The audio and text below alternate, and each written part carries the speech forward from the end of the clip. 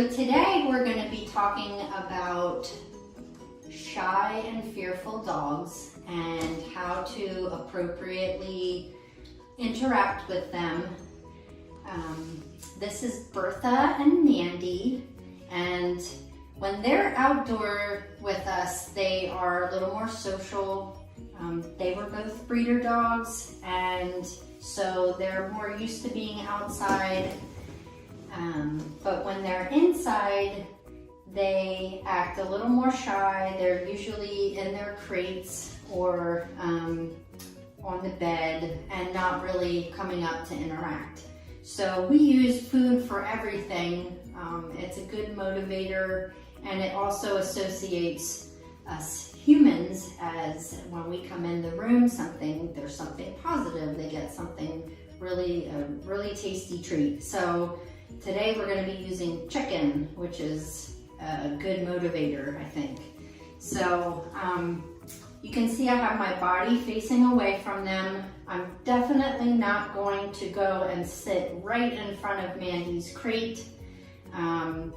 Dogs have a fight or flight sense, so you don't ever want them to feel like they're trapped, because they're either going to want to run away or they're going to try to bite.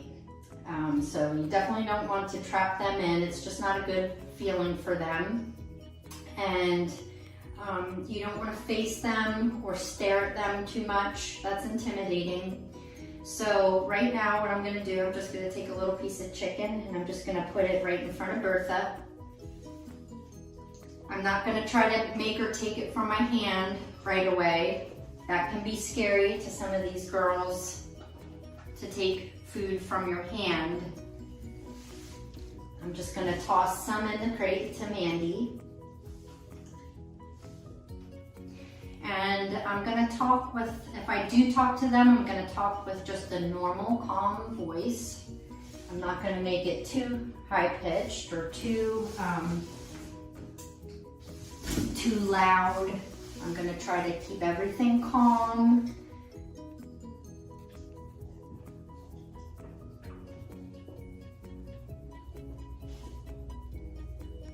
And so this would be a first step to interacting with them. Sometimes what we do is we will just bring a book into the room, and we might actually sit away from them over here and read a book out loud, and just so they get used to our voices.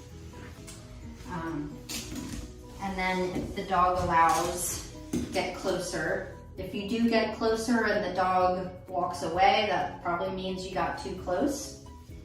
I am going to try to see if she'll take this from my hand, which she does because she loves chicken. And Bertha knows me really well too, so we've interacted a lot, so she might not do this as readily. She might not take a treat from somebody that she doesn't know. So it just takes time. So at first, I'm definitely not going to try to entice Mandy to come out of her kennel. I don't want to force her at all. I want her to have the choice to come out or not.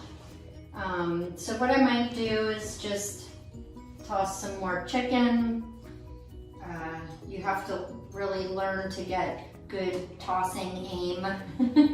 Sometimes I might toss it more towards the edge of the crate, just so she has to move a little bit to get it.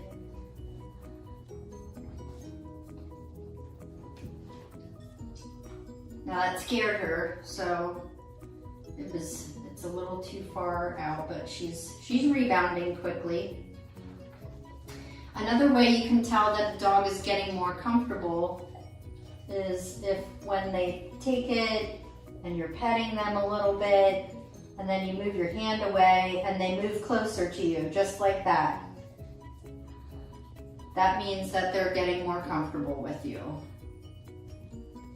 So Mandy is not quite ready to come out of her crate yet, so I'm not gonna ask her to do that. But I think the more that you work with the dogs, and if I would maybe sit farther away and I'd toss treats like chicken right outside the kennel, she might come out for it. And it's okay if she just comes out and goes right back into her crate there. That's her safe spot, so let her do that.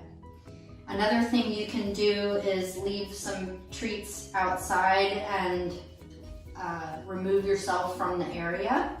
And if they come out to take the food while you're gone, that's actually a good sign that they're not in a complete state of stress, that they will come out for the food. So those are some tips of how to interact with some Australian Pure Coat dogs.